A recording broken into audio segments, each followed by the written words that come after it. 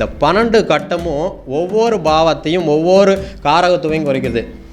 அப்போ இந்த 1ஆம் பாவனா ஒரு ஜாதகரோட சிந்தனை செயல்திறன், அந்த ஜாதகர் எப்படிப்பட்டவர் என்பதை சொல்லுறோம். சுக்கிரனோட காரகத்துவம் அந்த 7ஆம் பாவத்திற்குண்டான காரகத்துவத்தில் அந்த அஸ்வினின்ற நட்சத்திரம் அந்த தசாபுத்தி நடக்கக்கூடிய காலகட்டத்தில் சுக்கிரனோட தசையிலையோ புத்தியிலையோ அந்த 7ஆம் பாவத்திற்குண்டான கண்டங்களை கடுமையான பிரச்சனைகளையும் அணிவிப்பார். இதில் மாற்று கருத்தே கிடையாது. அப்போது நம்ம இப்போ அடுத்தபடியாக பார்த்திங்கன்னா நம்மளுடைய சரவணபவ ஜோதிட அறிவாலயத்துடைய கருத்தரங்கு குழு உடைய துணைத் தலைவர் லோகநாதன் ஐயா அவர்கள் அவங்க வந்து இந்த கண்டாந்திர நட்சத்திரம் அப்படிங்கக்கூடிய அந்த நட்சத்திரத்திற்கு உண்டான நட்சத்திரங்கள் என்ன, அந்த நட்சத்திரத்துக்கு உண்டான பரிகாரங்கள் என்ன, அதை எப்படி செய்யணும் அப்படிங்கிறத அழகாக சொல்ல வந்திருக்காரு. உங்களுடைய கைகளை தட்டி கொஞ்சம் ஆரவாரம் பண்ணுங்கள். சிறப்பாக பேசுவார். வளர்ந்து கொண்டு இருக்கக்கூடிய இளம் ஜோதிடர்களில் இவரும் அடுத்தடுத்து வந்துக்கிட்டே இருப்பார். பேசுங்க.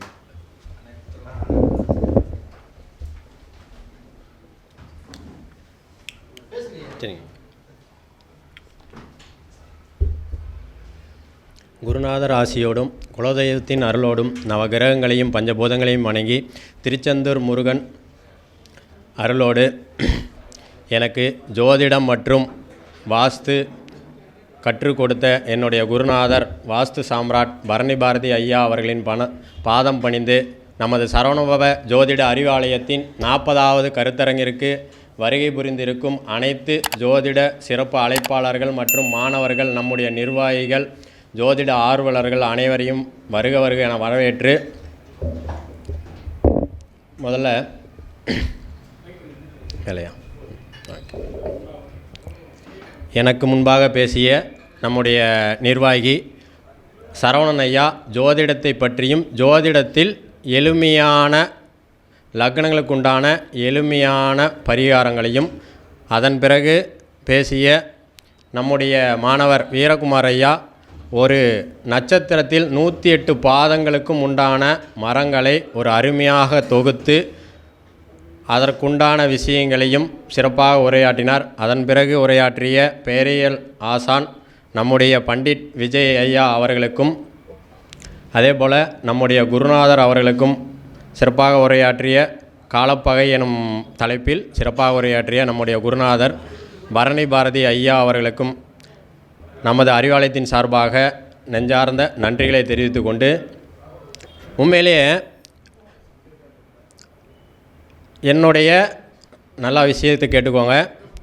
16 வயசில் நான் வீட்டை விட்டு வெளியில் போனேன். எனக்கு தாய் தந்தை இந்த 2 கிரகங்களுமே சரியாக இல்லாதனால அவங்கள விட்டு பிரிய வேண்டிய சூழ்நிலை. இது இன்றைக்கி ஐயா நம்முடைய குருநாதர் காலப்பகைன்னு ஒன்று சொன்ன விஷயத்தில் எனக்கு இன்னும் ஒரு அருமையான விடை கிடைச்சது. அதற்கப்புறம் நானாக என் சொந்த உழைப்பில் வளர்ந்து கிட்டத்தட்ட ஒரு 40 வருடங்கள் வரைக்குமே கிட்டத்தட்ட என்னுடைய சொந்த உழைப்பிலேயே ஒரு 3 கோடி ரூபாய் சொத்தை சம்பாதித்து நான் அணுகக்கூடிய ஒரு காலகட்டத்தில் எனக்கு தெரிஞ்சிருச்சு நாம் ஏதோ ஒரு மைனஸில் போயிட்டுருக்குறோம் அப்படின்னு. அப்போது அனைத்து ஜோதிடங்களே சொல்கிறாங்க எந்த ஒரு சரியான கெடுதல்களும் இல்லை அப்படின்னு. ஆனால் எனக்கு தெரிஞ்சிருச்சு நம்ம ஏதோ ஒரு நமக்கு மைனஸ் ஆகுது அப்படின்னு. அப்போது அந்த காலகட்டத்தில் தான் ஒரு 4 வருடத்துக்கு முன்னாடி என்னுடைய குருநாதரான பரணி பாரதி ஐயாவை சந்திக்கிறேன். இதில் ஏன் அந்த காலப்பகை அப்படின்ற ஒரு விஷயம் ஏன் நடந்தது அப்படின்னா, நான் குருநாதரை சந்தித்த பிரகாரம் என்னுடைய தாய் தந்தை சகோதரன் என்னுடைய நண்பர் என்னுடைய உற்ற தோழன் என்னுடைய குரு அப்படின்ற அந்தஸ்து என்னுடைய அனைத்து உயிர்காரகத்துவத்துக்கும் உரியவனர் அப்படின்னு என் பரணி பாரதி ஐயாவை ஏற்றுக்கொண்டு இன்றும் வரை என்னுடைய எந்த உயர்ந்த நிலை வந்தாலும் என் கூட பயணித்த சக நண்பர்களே கூட நாம் இங்கே இருந்தால் வளர முடியாது அப்படின்னு சொல்லியும் கூட என்னுடைய இந்த ஜோதிடத்தில் நான் பயணித்தால் நமது சரவணபவ ஜோதிட அறிவாலயத்தில் தான் பயணிப்பேன் அப்படின்னு என்னுடைய உயிராக நினைத்த குருநாதருக்கும் எனக்கும் ஒரு போன வருடத்தில் ஒரு சின்ன ஒரு மன வருத்தம், ஒரு பகை ஏற்பட்டது. இந்த விஷயத்தில் இந்த காலப்பகை அப்படின்ற விஷயம் எப்படி செயல்பட்டது என்னுடைய வாழ்க்கையில் அப்படின்றது ஒரு சொல்கிறதுக்காக தான் சொல்கிறேன். என்னுடைய உயிர் மூச்சாக என்னை அடுத்து வரக்கூடிய என்னுடைய ஆயுள் காலம் முழுவதும் வழிநடத்தக்கூடியவராக என்னுடைய குருநாதர் தான் இருப்பார் அப்படின்னு நினைத்த எனக்கும் என்னுடைய குருநாதருக்கும் ஏன் ஒரு மன சங்கடம் வந்தது அப்படின்னு பார்த்தீங்கன்னா, எனக்கு இப்போ நடக்கக்கூடிய திசை சந்திர திசை. ஐயா அவர்கள் சொன்னாங்க, சந்திர திசைக்கு குரு காலப்பகை அப்படின்னு. கரெக்டாக இப்போ நடக்கக்கூடிய புத்தி கடந்த ஒரு வருட காலமாக எனக்கு குரு புத்தி நடக்குது. அப்போது அந்த காலப்பகை என்ன வேலை செய்து பாருங்கள். ஐயாவுக்கும் எனக்கும் ஏன் ஒரு மன வருத்தம் வந்தது அப்படின்னா, என்னுடைய குழந்தையின் மூலமாக வந்தது. இந்த இடத்துல தான் அந்த காலப்பகை வேலை செய்யுது. சந்திரனுக்கு காலப்பகை குரு அப்படின்னு சொல்லிட்டாரு. எனக்கு நடக்கக்கூடிய குரு புத்தியில் நாங்கள் 2 பேரும் எல்லா விஷயங்களையுமே மனம் விட்டு பேசிக்கிடுவோம். இந்த இடத்துல தான் அந்த கிரகம் அதனுடைய வேலையை செய்யுது. என்னுடைய குழந்தை நான் எதிர்பார்த்த அளவுக்கு ஒரு மதிப்பெண் இல்லை. அவளை எந்த காலேஜில் கொண்டு போய் சேர்த்தணும் அப்படின்ற நான் ஏற்கனவே சொல்லிட்டேன். என்னோடய குருநாதர் என்ன சொல்கிறாரோ அதன்படி செய்கிறதுன்னு முடிவெடுத்தாச்சு இனி வரக்கூடிய காலகட்டத்தில். ஆனால் ஐயா என்னன்னு தெரில, அந்த கிரகம் அதுக்கான வழி எல்லாமே பேசிக்கிறோம். ஆனால் என்னுடைய குழந்தைக்கு ஜாதகம் பார்க்கணுன்ற இடத்துல அவருக்கு அந்த கிரகம் ஒத்துழைப்பு கொடுக்கல. இதுதான் குருவுக்கு எனக்கும் ஒரு பகை வரக்கூடிய விஷயம். இதில் பாருங்கள், அந்த குருனா குழந்தை, என்னுடைய குழந்தையின் ஜாதகத்தை பார்க்காததால் அந்த குரு என்ற கிரகம் அந்த என்னுடைய குழந்தையை ஜாதகத்தை பார்க்காதனால அவருக்கு எனக்கு ஒரு மன வருத்தம். இந்த இடத்துல தான் அந்த காலப்பகை எவ்வளோ பக்காவாக வேலை செய்யுதுன்னு பார்க்கணும். அப்போது இந்த குழந்தைன்ற விஷய காரகத்துவத்தில் எனக்கும் குருநாதருக்கும் பகை ஏற்படுது. சரி, ஏன் இது எப்படி கிளியர் ஆச்சு அப்படின்னு பார்த்தீங்கன்னா, குரு என்னுடைய லக்னத்திற்கு 9ஆம் இடத்து அதிபதி, பாக்கியாதிபதியாக இருக்கிறனால கடைசியில் இந்த பிரச்சனையை யார் தீர்க்கிறாருன்னு பார்த்தீங்கன்னா அவரே தான் வாலண்டியர். நான் விட்டுட்டேன். அதுக்கு முன்னாடி யாரோ நம்மளுடைய நண்பர்கள்லாம் வந்தாங்க, சமாதானம் பேசினாங்க. இருந்தாலும் குருநாதரை நான் முழுமையாக நம்பிட்டேன். அப்போ நமக்கு ரெமிடி கொடுக்க வேண்டியவர் அவர் அப்படின்னு சொல்லிவிட்டு நான் அமைதியாக இருந்தேன். கடைசியில் ஏன் அந்த குரு காலப்பகையாக உருவாகிட்டு திரும்ப ஏன் பாக்கியாதிபதியாக மாறாருன்னா, எனக்கு 9ஆம் இடத்து அதிபதி குருங்கிறனால, மேச லக்னம் 9ஆம் இடத்து அதிபதி குருனால கடைசியால் அவர் மூலியமாகவே எனக்கு ஒரு பாக்கியம் கிடைச்சி இன்றைக்கி நான் ஜோதிடத்துறையில் வளர்கிறதுக்கும் என்னுடைய பொருளாதாரத்திற்கும் வளர்ச்சிக்கும் இருக்கிறாரு. கட்டாயமாக ஐயா இன்றைக்கி ஒரு மிகப்பெரிய விஷயத்தை, இந்த காலப்பகைன்ற விஷயத்தை சொல்லியிருக்கிறாரு. நம்ம ஜோதிடத்தை பார்க்கும்போது இந்த தசைக்கு இந்த புத்தி நடந்ததுன்னா கட்டாயமாக அந்த கிரகம் எந்த கிரகமோ அது எந்த பாவமோ அந்த பாவத்தை சார்ந்த பிரச்சனைகள் அணிவிக்க முடியும், கட்டாயம் அணிவிக்க போகிறாங்க அப்படின்றத நம்ம குருநாதர் இன்றைக்கி ஒரு சிறப்பான பேச்சை பேசியிருக்காரு. அவருக்கு எனக்கும் என் குருநாதருக்கும் ஏன் இந்த இடத்துல இதை சொல்கிறேன்னா, எனக்கும் குருநாதருக்கும் ஏன் சண்டை வந்தது அப்படின்றத தெரிஞ்சுக்கணும்ல. இன்ன வரைக்குமே அந்த கிரகம் அந்த வேலையை செஞ்சதுக்கான முழு விவரம் இன்றைக்கி தான் தெரிஞ்சுது. அதற்கு இந்த பிரபஞ்சத்துக்கும் இந்த விஷயத்தை கூறிய என்னுடைய குருநாதர் ஐயா அவர்களுக்கும் நன்றியை தெரிவித்து கொண்டு, அதே போல் நிறையா நண்பர்கள் இன்றைக்கி ஜோதிடத்துறையில் எல்லாரும் வளரணும். நல்லா நினச்சி பாருங்கள், ஜோதிடர்கள் ஒருவருக்கொருவர் ஒரு ஈகோ விஷயத்திலே பயணிக்கிறாங்க. இந்த துறையில் நம்ம சரவணபவ ஜோதிட அறிவாலயத்தோட கோட்பாடு என்னென்னா, தர்மத்தின் வழி செல்ல கர்மத்தின் வழி குறையுமப்பா. அதே போல் நம்ம ஆசானோட தாரக மந்திரமே என்னென்னா, ஜோதிடர்களும் வளரணும், இந்த ஜோதிடனும் வளரணும் அப்படின்றதுக்காக மாதந்தோறும் குறைந்தது ஒரு 20,000 25,000 செலவு செய்து நம்முடைய மாணவர்கள் மற்றும் ஜோதிடர்களான வளர்ச்சிக்கும் இந்த கருத்தரங்கத்தை மாதந்தோறும் எத்தனையோ வேலைப்பளுகளுக்கு இடையிலும் அவருடைய சொந்த செலவில் நடத்துகிறாரு. அதுக்கும் என்னை போன்ற வளரும் ஜோதிடர்களின் வளர்ச்சிக்கு உறுதுணையாக இருப்பதற்காக இந்த கருத்தரங்கம் 40வது கருத்தரங்கம் 400வது கருத்தரங்கம் வரைக்கும் நடந்து, அதற்கு மேலும் நடந்து ஒரு சிறப்பான இந்த ஜோதிடத்துறையில் ஒரு வரலாற்றை பதிக்கணும். அதுக்கு நானும் என்னுடைய மாணவர்களும் அவருடைய மாணவர்களும் உறுதுணையாக இருப்போம் என்ற இந்த இடத்துல உறுதியை கூறிக்கொண்டு, நிறையா ஜோதிடர்கள் என்னுடைய தனிப்பட்ட வருமானத்திற்காக ஏதோ இந்த ஜோதிடத்தை எல்லாமே நம்ம முன்னோர்கள் கொடுத்துட்டு போயிட்டாங்க. இன்றைக்கி அந்த ஜோதிடத்தை என்னமோ எல்லாரும் கண்டுபிடிச்ச மாதிரி அந்த விஷயத்தை சொல்லி மக்களுக்கு ஒரு ரெமிடியை கொடுப்போன்னு இல்லாமல் அந்த விஷயத்தை நான் தான் கண்டுபிடிச்ச மாதிரி பேசியே இந்த யூடியூப்பில் மக்களை இந்த ஜோதிடத்தை வெறுக்க வச்சிட்றாங்க. நல்லா புரிஞ்சுக்கோங்க, நமக்கு ஜீவாதாரணம், நமக்கு சோறு போடக்கூடிய ஜோதிடத்தை நாமளே மக்களை வெறுக்கக்கூடிய சூழ்நிலை கொண்டு போயிடும். அதனால் எந்த ஒரு ஜோதிடருமே தயவு செய்து சம்பந்தமே இல்லாத விஷயத்துக்களை சொல்லியும் இந்த மக்களை பரிகாரம் சின்ன இன்றைக்கி சரவணன் சொன்ன பாருங்கள், ஒரு எளிமையான பரிகாரம். அந்த குச்சை வாங்கி கொண்டு ஒரு 10 ரூபாய்க்கு போட்டால் நம்முடைய கர்ம வினைகள் தீரும் அப்படின்னு சொன்னார். இது எளிமையான பரிகாரம். ஆனால் நீ அங்கே உட்காந்து ஒரு 50,000 கொடுத்துரு அப்படின்னு சொல்கிறதுனால இந்த ஜோதிடத்தில் நம்ம மக்களுக்கு மேலே இருக்கிற நம்பிக்கை குறையுது. அதனால் தயவுசெய்து இந்த ஜோதிடர்கள் யாவும் இது போன்ற மக்களை பயமுறுத்தக்கூடிய சம்பவங்களை யாரும் கூற வேண்டாம். நமக்கு சோறு போடக்கூடிய இந்த ஜோதிடத்தை மக்களிடத்தில் எளிமையான முறையில் கொண்டு போய் அதே போல் கொண்டு போய் இந்த ஜோதிடத்தை வளர்க்கணும் என்றதை என்னுடைய வேண்டுகோளாக எடுத்துக்கொண்டு நல்லா நோட் பண்ணி பாருங்கள். இந்த ஜோதிடர்களுக்குள்ளார தான் ஒரு ஈகோலாக இருக்குது. எந்த டாக்டராவது, எல்லாருமே ஊருக்குள்ளே இருக்கிறவங்க எல்லாருமே டாக்டருக்கு படிச்சுட்டு தான் வந்திருக்கிறாங்க. ஆனால் எல்லா டாக்டராலையும் எல்லா நோயும் தீர்க்க முடியாது. ஆனால் அந்த டாக்டர்கிட்ட போயே கூட நமக்கு வரக்கூடிய வியாதி வந்திருக்கும். ஆனால் எந்த டாக்டராவது இந்த டாக்டரால் தான் உன்னால் அந்த பிரச்சனை வந்ததுன்னு சொல்லி கொடுக்குறாங்களா? யாருமே சொல்ல மாட்டாங்க. ஏன்னா இந்த இடத்துல நம்ம நோட் பண்ணிக்கணும், எந்த டாக்டருமே விட்டு கொடுக்கறதில்ல. ஆனால் நம்ம ஒரு ஜோதிடர்கள் தான் போய் அப்போ பண்டிட் விஜய் சொன்ன மாதிரி அவர் என்ன சொன்னாரோ எனக்கு தெரியாது. ஆனால் இறைவன் நீ என்கிட்ட வந்ததுக்கப்புறம் நான் உனக்கு சொல்கிற ரெமிடி இதை பயன்படுத்தி நீ சிறப்பாக இருப்ப அப்படின்னு தான் சொல்லி பழகணுமா வழிஞ்சு அடுத்த ஜோதிடர்களை மட்டம் தட்டி நாம் முன்னேறுவதற்கு பயப்படாது. ஏன்னா இதனால் நம்ம சக குடும்பமும் சரி, நம்ம ஜோதிட கலையும் மக்களிடையே ஒரு தவறான கருத்தை கொண்டு சென்றுவிடும் என்பதை கூறிக்கொண்டு, இந்த ஜோதிடமும் வாஸ்துவும் ஒன்றும் இல்லை அப்படின்னு நிறையா பேருக்கு இந்த ஜோதிடர்களே சொல்லிட்டு இருக்கிறாங்க. கட்டாயமாக என்னால் சொல்ல முடியும், இந்த 12 கட்டமும் ஒவ்வொரு பாவத்தையும் ஒவ்வொரு காரகத்துவையும் குறைக்கிறது. அப்போ இந்த 1ஆம் பாவனா ஒரு ஜாதகரோட சிந்தனை செயல்திறன், அந்த ஜாதகர் எப்படிப்பட்டவர் என்பதை சொல்கிறோம். 2ஆம் பாவனா அந்த ஜாதகர் அவருடைய வாழ்க்கையில் அனுபவிக்கக்கூடிய பணம், அவருடைய பேச்சு, அவருடைய குடும்ப உறவுகள் எப்படி இருக்கும் அப்படின்றது சொல்கிறோம். 3ஆம் பாவம் அப்படின்னா அந்த ஜாதகருடைய சகோதர உறவுகள், கையெழுத்து, அவர் போடக்கூடிய ஜாமீன், அவருடைய சிறிய தூர பயணம் அப்படின்னு சொல்கிறோம். 4ஆம் இடம் அப்படின்னு எடுத்துட்டோம்னா நமக்கு அமையக்கூடிய அந்த ஜாதகருக்கு அமையக்கூடிய வீடு, வண்டி, வாகனம், தாய் என்ற காரகத்துவங்கள். இதெல்லாம் ஒரு சின்ன காரகத்துவத்தில் ஒரு முக்கியமான நம்ம வாழ்க்கையில் அங்கீகம் வைக்கக்கூடிய காரகத்துவங்கள். அப்போ 5ஆம் இடம்னா நம்முடைய இளமையில் இருக்கக்கூடிய காதல், அப்புறம் நம்முடைய குழந்தைகள் அப்படின்னு சொல்கிறோம். 6ஆம் இடம்னா நம்முடைய எதிரிகள், வேலை, வம்பு வழக்கு அப்படின்னு சொல்கிறோம். 7ஆம் இடம்னா நமக்கு இணையான வாழ்க்கை துணை, நம்முடைய தொழிலில் இருக்கக்கூடிய கூட்டாளிகள் அப்படின்னு சொல்கிறோம். 8ஆம் இடம் அப்படின்னா நம்முடைய ஆயுளை பற்றி சொல்கிறோம், நமக்கு அமையக்கூடிய எதிர்பாராத அதிர்ஷ்டங்களை பற்றி சொல்கிறோம். 9ஆம் இடம்னா நம் தந்தையை பற்றி சொல்லலாம், நம்ம குலதெய்வத்தை பற்றி சொல்கிறோம், வெளிநாட்டு வாழ்க்கை அப்படின்னு பற்றி சொல்கிறோம். 10ஆம் இடம் அப்படின்னா நமக்கு தொழில், நம்முடைய மதிப்பு, மரியாதை அப்படின்னு சொல்கிறோம்.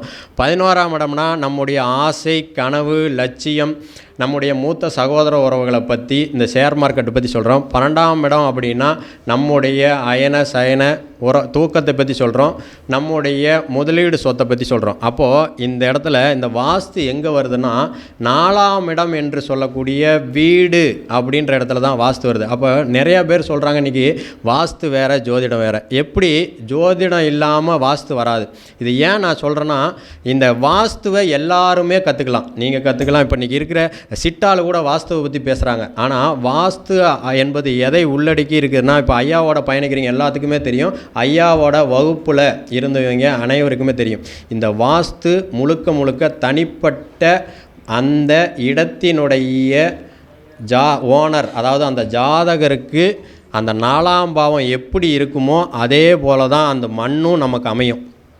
ஏன் இதை சொல்கிறேன்னா, 4ஆம் இடத்துல நீங்கள் ஜாதகத்தில் எடுத்துக்கோங்க, உங்கள் தனிப்பட்ட ஜாதகத்தில் 4ஆம் இடத்துல ராகுவோ மாந்தியோ கேதுவோ இருந்தால், ஐயா அந்த இடத்துக்கு ஐயாவோட நான் தொடர்ந்து பயணிக்கிறதுனால இப்போ சொல்கிறேன், அந்த இடத்துல போய் ஒரு பிரசனம் ஜாதகத்தை வேணால் நம்ம தான் கொடுக்குறோம். ஆனால் அந்த பிரசனம் நம்ம எப்போ அந்த சைட்டுக்கு போகிறோன்னு தெரியாது. அந்த சைட்டில் போயிட்டு அந்த சைட்லாம் சுற்றி பார்த்துட்டு அதுக்கப்புறம் நம்ம ஒரு திட்டமிடாத நேரத்தில் அந்த வீட்டின் ஓனரை கிழக்கு திசையில் நிற்க வச்சு அவருடைய குலதெய்வத்தை வேண்டிக்கிட்டு, அவருடைய இஷ்ட தெய்வத்தை வேண்டிக்கிட்டு, அது என்ன டைம்னே தெரியாது, அந்த நேரத்தை சொல்கிற நேரத்தில் நம்ம ஒரு பிரசனம் போட்டு பார்க்குறப்போ நல்லா நோட் பண்ணி பாருங்கள். நீங்கள் இது வரைக்கும் பயணித்ததில் ஒரே ஒரு இடம் மட்டும்தான் அந்த பிரசன்னத்துக்கும் ஜாதகரோட கட்டத்துக்கும் மைனஸ் ஆகிருக்குதா ஒழிஞ்சு இது வரைக்கும் நாங்கள் போய் பார்த்த இடத்துல எந்த இடத்துலையுமே மைனஸ் ஆகலை. அந்த 4ஆம் இடத்துல நம்ம ஜாதக கட்டத்தில் ராகுவோ மாந்தியோ கேதுவோ இருந்திருந்தால் அங்கே போய் போடுற நேரத்தில் பிரசன்னம் எந்த நேரமாக இருந்தாலும் கட்டாயமாக அந்த இடத்துல கவிப்போ அந்த பிரசன்ன கட்டத்தில் நான் உதயத்திலிருந்து 4ஆம் இடத்துல கட்டாயமோ மாந்தியோ கவிப்போ ராகுவோ கேதுவோ இருந்திருக்கு, மாற்றமே கிடையாது. இப்போது ஏன் இந்த வாஸ்துவை இந்த பிரசன்னம் ஜாதகம் உள்ளளவு வெளியளவு எல்லாம் பார்க்கணுன்னா அந்த நிலத்தில் இருக்கிற தோஷத்தை கண்டறியும்னா கட்டாயம் இந்த பிரசன்னத்தை போடாமல் கண்டுபிடிக்க முடியாது. அப்போது தயவுசெய்து இந்த வாஸ்து அப்படின்னு யார்கிட்ட பார்த்தாலும் சரி இந்த இடத்தை பற்றின பிரசன்னத்தை பார்க்கக்கூடிய வல்லுநர்களை வைத்து அந்த மனைக்கு சரியான உள்ளளவு வெளியளவு மனை பொருத்தம் பார்க்க தெரிந்த நபர்கள் மூலம் வாஸ்துன்ற விஷயத்தை பார்த்து நம்ம வாழ்க்கையில் அந்த பாக்கியம் 4ஆம் இடம்ன்ற பாக்கியம் எப்படி இருக்குன்றதை தெரிஞ்சுட்டு தெள்ள தெளிவாக இந்த வாஸ்துவில் நம்மளும் வீடு கட்டணும் அப்படின்ற ஒரு விஷயத்தை தயவுசெய்து இந்த வாஸ்து யார் பார்த்தாலும் சரி அந்த வந்தால் அந்த இடத்தின் ஜாதகரும் அந்த இடத்தின் பிரசன்னமும் அந்த இடத்தின் உள்ளளவுகள் வெளியளவுகள் குறிப்பொருத்தம் இது அனைத்தும் பார்க்க தெரிந்த நபர்களை வைத்து சிறப்பான முறையில் வாஸ்து பார்க்கணும். அந்த விதத்தில் இன்றைக்கி எனக்கு தெரிந்த நபர் அப்படின்னு பார்த்தா என்னுடைய குருநாதர் வாஸ்து சம்ராட் பரணி பாரதி ஐயா அவர்கள் தான். அவர்களோட நான் பயணிக்கிறதில் மிக்க மகிழ்ச்சி. இந்த பிரபஞ்சத்துக்கும் திருச்செந்தூர் முருகனுக்கும் நன்றியை தெரிவித்து கொண்டு இன்றைக்கி ஐயா கொடுத்துருக்கிற தலைப்பு பார்த்திங்கன்னா கண்டாந்தர நட்சத்திரமும் அதற்குண்டான பரிகார கோயில்கள். கண்டாந்தர நட்சத்திரம் அப்படின்னு பார்த்திங்கன்னா நம்ம கிரக கட்டத்தில் நட்சத்திரங்களில் ஆரம்பத்தில் பார்த்திங்கன்னா கேதுன்ற கிரகமும் புதன்ற கிரகமும் கண்டாந்தர நட்சத்திரத்தை உள்வாங்கிய கிரகங்கள் அப்படின்னு எடுத்துக்கிறோம். அதே போல் இந்த கேதுன்ற நட்சத்திரத்திற்கு உண்டான நட்சத்திரங்கள் அப்படின்னு பார்த்திங்கன்னா அஸ்வினி மகம் மூலம். அதே போல் புதன்ற கிரகத்துக்கு உண்டான நட்சத்திரங்கள் ஆயில்யம் கேட்டை ரேவதி. இப்போது இந்த 6 நட்சத்திரங்களும் அதாவது அஸ்வினி மகம் மூலம் ஆயில்யம் கேட்டை ரேவதி இந்த 6 நட்சத்திரங்களும் கண்டாந்தர நட்சத்திரங்கள் என்று சொல்லப்படுகிறது. சரி, இந்த 6 நட்சத்திரங்களும் கண்டாந்தர நட்சத்திரங்கள் தான். ஆனால் அதில் கேதுவோட நட்சத்திரங்களான அஸ்வினி மகம் மூலம் இந்த நட்சத்திரத்தில் 1ஆம் பாதங்கள் கண்டாந்தர நட்சத்திர பாதங்களாகவும் அதே போல் புதனோட நட்சத்திரமான ஆயில்யம் கேட்டை ரேவதி நட்சத்திரத்தில் 4வது பாதங்களும் கண்டாந்தர நட்சத்திர பாதங்களாக சொல்லப்படுகிறது. அப்போ மொத்தம் 6 நட்சத்திரங்கள்.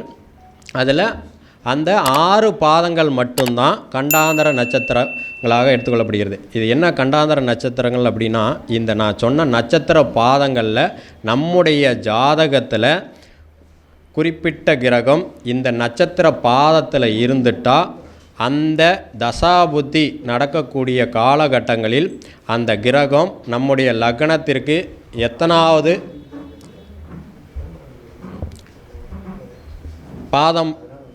பாவமாக வருகிறதோ அதை சார்ந்த கண்டங்களையும் துன்பங்களையும் துயரங்களையும் அந்த கிரகத்திற்கு உண்டான காரகத்துவையும் அந்த ஜாதகர் கட்டாயம் அணிவிப்பார் அப்படின்னு அர்த்தம்.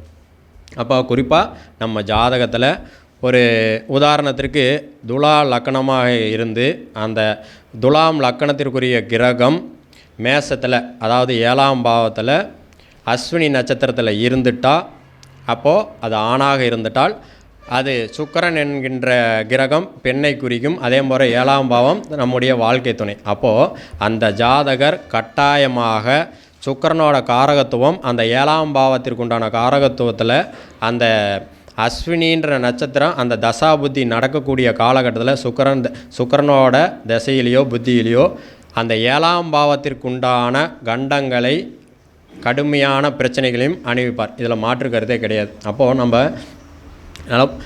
அஸ்வினி நட்சத்திரம் 1ஆம் பாதம், மக நட்சத்திரம் 1ஆம் பாதம், மூல நட்சத்திரம் 1ஆம் பாதம், ஆயில்ய நட்சத்திரம், கேட்டை நட்சத்திரம், ரேவதி நட்சத்திரம் 4ஆம் பாதங்கள். இந்த பாதத்தில் நம்முடைய ஜாதகத்தில் ஒரு கிரகம் நின்று தசாவோ புத்தியோ நடக்கும்போது அந்த கிரகம் என்ன கிரகமோ அதே போல் அது இருக்கக்கூடிய பாவகம் நம்ம லக்னத்திலிருந்து என்ன பாவகமோ அந்த பாவகம் சார்ந்த பிரச்சனைகளை கட்டாயம் அனுபவிப்பார். இதில் அந்த கேதுவோட நட்சத்திரத்திலான அஸ்வினி அப்படின்னு பார்த்திங்கன்னா அந்த அஸ்வினி 1ஆம் பாதத்தில் நம்முடைய ஜாதகத்தில் ஒரு கிரகம் இருந்துருச்சுன்னா தெய்வம் முற்பிறவியில் தெய்வத்தால் அதாவது குலதெய்வ சாபம் அப்படின்ற ஒரு விஷயத்தால் இப்பிறவியில் அந்த நட்சத்திரத்தில் பிறந்திருக்கிறாங்கன்னு சொல்கிறோம். அதே போல் மக நட்சத்திரம் 1ஆம் பாதத்தில் ஒரு ஜாதகர் பிறந்தால் பித்ருக்களால் சாபம் அப்படின்னு சொல்கிறாங்க. அதே போல் மூல நட்சத்திரம் 1ஆம் பாதத்தில் நம்ம ஜாதகத்தில் ஒரு கிரகம் இருந்தால் நம்முடைய குருவுக்கு செய்த துரோகத்தால் இப்பிறவியில் அந்த துன்பங்களை அனுபவிக்கிறதுக்காக வந்திருக்கிறோம். அதே போல் ஆயில்ய நட்சத்திரம் 4ஆம் பாதத்தில் நம்முடைய ஜாதகத்தில் ஒரு கிரகம் இருந்து முன் ஜென்மத்தில் ஒரு கணவனால் கைவிடப்பட்டவர்களுக்கோ விதவைகளுக்கோ செய்த துன்பங்களின் மூலமாக அந்த கர்மாக்களை அனுபவிக்கிறதுக்காக இந்த பிறவியில் அந்த நட்சத்திரத்தில் இந்த ஜென்மத்தில் பிறந்திருக்கிறோம். அதே போல் கேட்டை நட்சத்திரம் 4ஆம் பாதத்தில் ஒரு கிரகம் நம்முடைய ஜாதகத்தில் இருந்தனா முற்பிறவியில் கர்ப்பிணி பெண்களுக்கு செய்த துரோகத்தால் இப்பிறவியில் பிறந்திருக்கிறோம் என்றும், அதே போல் ரேவதி நட்சத்திரம் 4ஆம் பாதத்தில் ஒரு நம்ம இந்த ஜாதகர் பிறந்திருந்தால் கன்னி பெண்களுக்கு செய்த சாபம் அப்படின்னால அந்த சாபத்தை இந்த ஜென்மத்தில் அனுபவிக்க வேண்டிய காரணத்திற்காக பிறந்திருக்கிறோம் அப்படின்னு ஒரு நூல்கள் குறிப்பிட்றாங்க. அப்போது நமக்கு இந்த கண்டாந்தர நட்சத்திர பாதத்தில் ஒரு கிரகம் இருந்து தசாபுத்திகள் நடத்தினா அந்த பாவம் அந்த கிரகத்திற்குண்டான வலி வேதனைகளை அந்த தசாபுத்திகள் நடக்கணும். அதே போல் கோல்சாரத்தில் இந்த கண்டாந்தர நட்சத்திரங்களின் மேல் ராகுவோ கேதுவோ அந்த தசாபுத்தி வரலினாலும் அந்த ஜாதகர் நம்முடைய கோல்சாரத்தில் அந்த நட்சத்திரங்களின் மேல் ராகுவோ கேதுவோ பயணிக்கக்கூடிய காலகட்டத்தில் கட்டாயமாக அந்த வலி வேதனைகளை கட்டாயம் அனுபவிப்பார். அதில் மாற்று கருத்தே இல்லை. இப்போ அஸ்வினி நட்சத்திரத்தில் 1ஆம் பாதத்தில் அந்த கண்டாந்தர நட்சத்திரத்தில் ஒரு கிரகம் இருந்துட்டால் அதற்கான வழிபாடு அப்படின்னு பார்த்திங்கன்னா பெண்ணாகரத்தில் இருக்கக்கூடிய பிரகலேஸ்வரர் ஆலயத்தில் எப்போ போகணுன்னா அப்போது நமக்கு அந்த பாதத்தில் எந்த கிரகம் இருக்கோ அந்த கிரகத்திற்கு உண்டான வருடங்கள் அதற்குண்டான விளக்குகளை மண் விளக்குகளை போட்டு அந்த கிரகத்திற்கு உண்டான கிழமையில் சென்று வழிபாடு செய்வதன் மூலமாக, அதாவது அஸ்வினி நட்சத்திரத்தில் 1ஆம் பாதத்தில் ஒரு கிரகம் நம்ம ஜாதகத்தில் இருந்தால் பெண்ணாகர ஊரில் பிரகலேஸ்வரர் என்ற ஆலயத்தில் சென்று வழிபடுவதன் மூலமாகவும், அதே போல் மக நட்சத்திரம் 1ஆம் பாதத்தில் நம்முடைய ஜாதகத்தில் ஒரு கிரகம் இருந்து அதற்குண்டான தசாபுத்திகள் நடக்குமேயானால் திண்டுக்கல் பக்கம் நத்தத்தில் தபசு மலைன்ற இடத்துல மகாலிங்க சுவாமிகள்னு ஒரு திருக்கோயில் இருக்குது. அந்த திருக்கோயிலில் சென்று நான் சொன்ன மாதிரியே அதை எந்த கிரகமோ அந்த கிரகத்திற்குண்டான ஆண்டுகளுக்குண்டான விளக்குகளை போட்டு நம் பெயருக்கு ஒரு அர்ச்சனை செய்வதன் மூலமாகவும், மூலம் நட்சத்திரத்தில் ஒருவர் பிறந்து அந்த கண்டாந்தர நட்சத்திரத்தில் நம்ம கிரகம் இருந்து தசாவோ புத்தியோ நடக்கும் காலகட்டங்களில் சுவாமி மலை முருகனை வழிபாடு செய்வதன் மூலமாகவும், ஆயில்ய நட்சத்திரம் 4ஆம் பாதத்தில் நம்முடைய ஜாதகத்தில் ஒரு கிரகம் இருந்து அது தசாவோ புத்தியோ நடக்கும் காலகட்டங்களில் காஞ்சிபுரம் வரதராஜ பெருமாள் சென்று நம்முடைய பெயருக்கு அர்ச்சனையும் அந்த கிரகத்தினுடைய எண்ணிக்கைக்கு தகுந்தமாறு தீபமும் ஏற்றி வழிபாடு செய்வதன் மூலமாகவும், கேட்டை நட்சத்திரத்தில் 4ஆம் பாதத்தில் நம்முடைய ஜாதகத்தில் ஒரு கிரகம் இருந்து தசாவோ புத்தியோ நடக்கும்போதோ இல்லது அந்த கேட்டை நட்சத்திரம் 4ஆம் பாதத்தில் அந்த ராகுவோ கேதுவோ வரும் சூழ்நிலையில் கோச்சாரத்தில் பயணிக்கும் காலகட்டங்களில் கேட்டை நட்சத்திரங்கள் மதுராந்தகத்தில் இருக்கக்கூடிய ஏரி காத்த சீதாராமன் என்ற திருக்கோயிலும், ரேவதி நட்சத்திரம் 4ஆம் பாதத்தில் நம்முடைய ஜாதகத்தில் ஒரு கிரகம் இருந்து அது தசாவோ புத்தியோ நடக்கும்போது தேவிப்பட்டினம் மட்டத்திலே